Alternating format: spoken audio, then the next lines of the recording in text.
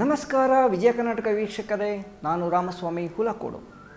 ಸ್ನೇಹಿತರೆ, ನೀವು ಕೆಲಸ ಹುಡುಕ್ತಾ ಇದ್ದೀರಿ, ಸಮಯ ಇರುತ್ತೆ. ಈ ಸಮಯದಲ್ಲಿ ನೀವು ಸೋಷಿಯಲ್ ಮೀಡಿಯಾದಲ್ಲಿ ಹೆಚ್ಚು ಸಮಯನ ಕಳೀತಾ ಇರ್ತೀರ. ಆಗ ಏನೇನೋ ಶೇರ್ ಮಾಡ್ತಿರ್ತೀರ, ನಿಮ್ಮ ಅಭಿಪ್ರಾಯಗಳನ್ನು ಹೇಳ್ತಾ ಇರ್ತೀರ. ಇದು ನಿಮ್ಮ ಕೆಲಸ ಹುಡುಕಾಟದ ಮೇಲೂ ಪರಿಣಾಮ ಬೀರುತ್ತೆ. ಇದು ನಿಮ್ಗೆ ಗೊತ್ತೇ? ಈ ವಿಷಯದ ಬಗ್ಗೆ ಚರ್ಚೆ ಮಾಡೋಣ ಇವತ್ತು. ಸ್ನೇಹಿತರೆ, ನೀವು ಕೆಲಸ ಹುಡುಕುತ್ತಿದ್ದರೆ ಈಗ ದಯವಿಟ್ಟು ಸೋಷಿಯಲ್ ಮೀಡಿಯಾಗಳಲ್ಲಿ ಅಂದರೆ ಲಿಂಕ್ಡ್ಇನ್, ಫೇಸ್ಬುಕ್, ಟ್ವಿಟ್ಟರ್ನಲ್ಲಿ ನಿಮ್ಮ ಖಾತೆಯನ್ನು ತೆರೆಯಿರಿ. ಈಗಾಗಲೇ ಖಾತೆ ಇದ್ದರೆ ಅವುಗಳನ್ನು ಸರಿಯಾಗಿ ನಿರ್ವಹಿಸುವುದು ಬಹಳ ಮುಖ್ಯ.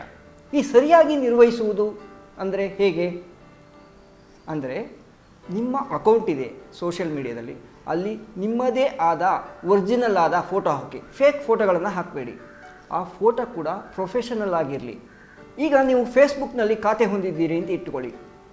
ಅದರೊಳಗೆ ಸೆಟ್ಟಿಂಗ್ಸನ್ನಲ್ಲಿ ಎಬೌಟ್ ಅಂತಿರುತ್ತೆ. ಅಲ್ಲಿ ಎಬೌಟನ್ನು ಕ್ಲಿಕ್ ಮಾಡಿದಾಗ ಡೀಟೇಲ್ಸ್ ಎಬೌಟ್ ಯು ಅಂತ ಇರುತ್ತೆ. ಅಲ್ಲಿ ಎಬೌಟ್ ಯು ಅನ್ನಲ್ಲಿ ನೀವು ನಿಮ್ಮ ಬಗ್ಗೆ ಬರೆದುಕೊಳ್ಳುವ ಅವಕಾಶ ಇರುತ್ತೆ. ಈ ಪ್ಲೇಸ್ನಲ್ಲಿ ನೀವು ರೆಸ್ಯೂಮಿಗೆ ಬರೆದ ಹಾಗೆ ನಿಮ್ಮ ಬಗ್ಗೆ ಬರೆದುಕೊಳ್ಳಿ. ನಿಮ್ಮ ಅನುಭವ, ನಿಮ್ಮ ಸ್ಕಿಲ್ ಎಲ್ಲವನ್ನೂ ಅಲ್ಲಿ ದಾಖಲಿಸಿ. ಯಾಕೆ ಈ ಥರ ಮಾಡಬೇಕು, ಇದರಿಂದ ಉಪಯೋಗವೇನು ಅಂತ ನೀವು ಕೇಳ್ಬೋದು. ಈಗ ಬಹುತೇಕ ಉದ್ಯೋಗದಾತರು ಅಥವಾ ಬೇರೆ ಬೇರೆ ಕಂಪನಿಗಳ ಮಾನವ ಸಂಪನ್ಮೂಲ ವಿಭಾಗದವರು ಅಂದರೆ HR ಡಿಪಾರ್ಟ್ಮೆಂಟ್ನವರು ನಿಮ್ಮ ಅರ್ಜಿ ಬಂದ ತಕ್ಷಣ ನೀವು ಯಾರು, ನಿಮ್ಮ ವ್ಯಕ್ತಿತ್ವ ಏನು ಎಂಬುದನ್ನು ತಿಳ್ಕೊಂಡೇ ಮುಂದುವರಿಯುತ್ತಾರೆ.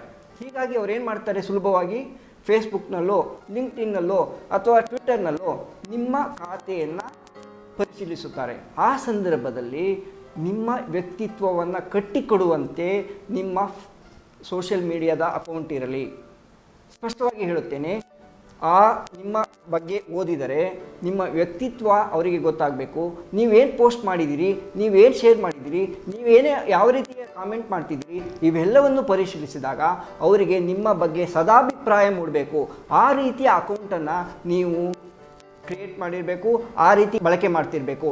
ಒಂದು ವೇಳೆ ನೀವು ಬೇರೆ ರೀತಿಯ ದ್ವೇಷಕಾರುವ ಅಥವಾ ಕಾನೂನು ಬಾಹಿರ ಕೃತ್ಯಗಳಿಗೆ ಪ್ರಚೋದಿಸುವ ಅಥವಾ ಹಿಂಸೆಗೆ ಪ್ರಚೋದಿಸುವ ವಿಷಯಗಳನ್ನು ಶೇರ್ ಮಾಡ್ತಿದ್ರೆ ಅಥವಾ ಅಭಿಪ್ರಾಯಗಳನ್ನು ರೂಪಿಸ್ತಿದ್ರೆ ನಿಮಗೆ ಕೆಲಸ ಸಿಗುವ ಸಾಧ್ಯತೆ ಬಹಳ ಕಡಿಮೆ ಇರುತ್ತದೆ.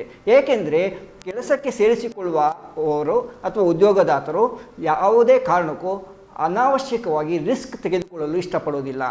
ಕಾನೂನು ಉಲ್ಲಂಘಿಸಿ ಶಿಕ್ಷೆಗೊಳಗಾದರೆ ನಿಮಗೆ ಉದ್ಯೋಗ ನೀಡಿದ ಕಂಪನಿಯ ಬ್ರ್ಯಾಂಡ್ ಇಮೇಜ್ ಕೂಡ ಹಾಳಾಗೋದ್ರಿಂದ ಅವರು ಹೆಚ್ಚು ಎಚ್ಚರಿಕೆ ವಹಿಸುತ್ತಾರೆ. ಈ ಬಗ್ಗೆ ನಿಮಗೆ ಮಾಹಿತಿ ಇರಲಿ. ಅಯ್ಯೋ, ನಾನು ಅರ್ಜಿ ಸಲ್ಲಿಸಿದಾಗಿದೆ, ನಾನು ಫೇಸ್ಬುಕ್ಕಲ್ಲಿ ನಂದಪ್ಪ, ನಾನು ಏನಾದ್ರು ಬರ್ಕೊಳ್ತೀನಿ, ಟ್ವಿಟ್ಟರ್ ಅಕೌಂಟ್ ನಂದಪ್ಪ, ನಾನು ಏನಾದ್ರು ಬರ್ಕೊಳ್ತೀನಿ ಅಂದರೆ ಅದು ನಿಮ್ಮ ಉದ್ಯೋಗ ಹುಡುಕಾಟದ ಮೇಲೆ ಖಂಡಿತವಾಗಿಯೂ ಪರಿಣಾಮ ಬೀರುತ್ತದೆ. ನಿಮ್ಮ ಸೋಷಿಯಲ್ ಮೀಡಿಯಾ ಅಕೌಂಟನ್ನು ಕಸದ ತೊಟ್ಟಿಯಾಗಿ ಮಾಡ್ಕೊಳ್ಬೇಡಿ. ಯಾರೋ ಏನೋ ಬರೆದಿರ್ತಾರೆ, ನಿಮ್ಮ ಸ್ನೇಹಿತರು, ಅವರನ್ನು ಮೆಚ್ಚಿಸಲು ಅಥವಾ ನಿಮಗೇನೋ ಒಂದು ಆ ಕ್ಷಣಕ್ಕೆ ಇಷ್ಟ ಆಯಿತು ಎಂದು ಅವುಗಳನ್ನೆಲ್ಲ ಶೇರ್ ಮಾಡ್ತಾ ಇರಬೇಡಿ. ಅಥವಾ ಎಲ್ಲದಕ್ಕೂ ನಾನು ಪ್ರತಿಕ್ರಿಯೆ ನೀಡಬೇಕು ಅಂತ ಎಲ್ಲ ಬೇರೆಯವರು ಬರೆದಿದ್ದ ಎಲ್ಲದಕ್ಕೂ ಕಾಮೆಂಟ್ ಮಾಡುತ್ತಾ ಇರಬೇಡಿ. ಅಥವಾ ನಿಮಗೆ ಎಲ್ಲದಕ್ಕೂ ಪ್ರತಿಕ್ರಿಯೆ ನೀಡುತ್ತೇನೆ ಅಂತ ಹೇಳಿ ಎಲ್ಲ ರಾಜಕೀಯ ವಿಷಯಗಳಿಗೂ ಧಾರ್ಮಿಕ ವಿಷಯಗಳಿಗೂ ನೀವು ಪ್ರತಿಕ್ರಿಯೆ ನೀಡುವುದು ಅವಶ್ಯಕತೆ ಇರುವುದಿಲ್ಲ. ಸ್ನೇಹಿತರೆ, ರಾಜಕೀಯ ಅಥವಾ ಧಾರ್ಮಿಕ ನಿಲುವು ಹೊಂದಿರುವುದು ತಪ್ಪಲ್ಲ. ಆದರೆ ಅವುಗಳ ಬಗ್ಗೆ ಸಾಮಾಜಿಕವಾಗಿ ವ್ಯವಹರಿಸುವಾಗ ಇರಬೇಕಾದ ನಿಬಂಧನೆಗಳನ್ನು ಅಂದರೆ ಕೆಲವು ಕಟ್ಟುಪಾಡುಗಳನ್ನು ನೀವು ಅನುಸರಿಸಲೇಬೇಕಾಗುತ್ತದೆ. ಈ ಬಗ್ಗೆ ಕೂಡ ನಿಮಗೆ ಮಾಹಿತಿ ಇರಲಿ. ನಿಮ್ಮ ಜೀವನದ ಅತ್ಯಮೂಲ್ಯ ಕ್ಷಣಗಳನ್ನು ದಯವಿಟ್ಟು ದಾಖಲಿಸಿ. ಆದರೆ ಪ್ರತಿ ದಿನಚರಿಯ ಎಲ್ಲ ಮಾಹಿತಿಯನ್ನು ಅಪ್ಲೋಡ್ ಮಾಡಬೇಕಾಗಿದ್ದಿಲ್ಲ. ಸ್ನೇಹಿತರೆ, ಬಹಳ ಮುಖ್ಯವಾದ ವಿಷಯ ಏನೆಂದರೆ, ಸೋಷಿಯಲ್ ಮೀಡಿಯಾವನ್ನು ನೀವು ಉದ್ಯೋಗ ಹುಡುಕಾಟಕ್ಕೂ ಬಳಸ್ಕೊಳ್ಬೋದು. ನಿಮ್ಮ ಆಸಕ್ತಿಯ ಅಥವಾ ನೀವು ಯಾವ ಕ್ಷೇತ್ರದಲ್ಲಿ ಉದ್ಯೋಗ ಪಡೆಯಬೇಕೆಂದಿದ್ದೀರಿ ಆ ಕ್ಷೇತ್ರದಲ್ಲಿನ ಪ್ರಮುಖ ಸಂಸ್ಥೆಗಳ, ವ್ಯಕ್ತಿಗಳ ಮತ್ತು ಅಲ್ಲಿ ಕೆಲಸ ಮಾಡುವವರನ್ನು ಫಾಲೋ ಮಾಡಿ ಅವರು ಯಾವ ವಿಷಯಗಳನ್ನು ಚರ್ಚಿಸುತ್ತಿದ್ದಾರೆ, ಏನೆಲ್ಲ ಮಾಹಿತಿ ನೀಡುತ್ತಿದ್ದಾರೆ ಎಂಬುದನ್ನು ನೀವು ತಿಳ್ಕೊಳ್ಬೋದು. ಅವಶ್ಯಕವೆನಿಸಿದಲ್ಲಿ ನೀವು ಕಾಮೆಂಟ್ ಮಾಡಿ ಅವರಿಗೆ ಅವರ ಅಭಿಪ್ರಾಯಗಳಿಗೆ ನಿಮ್ಮ ಅಭಿಪ್ರಾಯವನ್ನು ವ್ಯಕ್ತಪಡಿಸ್ಬೋದು.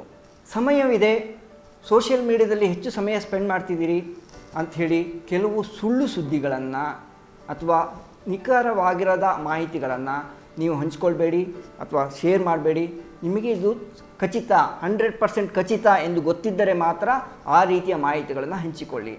ಏಕೆಂದರೆ ಇದೆಲ್ಲವೂ ನಿಮ್ಮ ವ್ಯಕ್ತಿತ್ವವನ್ನು ಒಂದೊಂದಾಗಿ ರೂಪಿಸ್ತಾ ಇರ್ತವೆ. ಇದು ಸೋಷಿಯಲ್ ಮೀಡಿಯಾದಲ್ಲಿ ನಿಮ್ಮ ವ್ಯಕ್ತಿತ್ವ ಸುಂದರವಾಗಿ ಆಕರ್ಷಕವಾಗಿ ಇದ್ದಷ್ಟು ನಿಮಗೆ ಉದ್ಯೋಗ ಪಡೆಯುವ ಅವಕಾಶ ಹೆಚ್ಚುತ್ತೆ ಅಂತ ಹೇಳ್ತಾ ಇಂದಿನ ಈ ಕಾರ್ಯಕ್ರಮವನ್ನು ಮುಗಿಸ್ತಾ ಇದ್ದೀನಿ ಸ್ನೇಹಿತರೆ.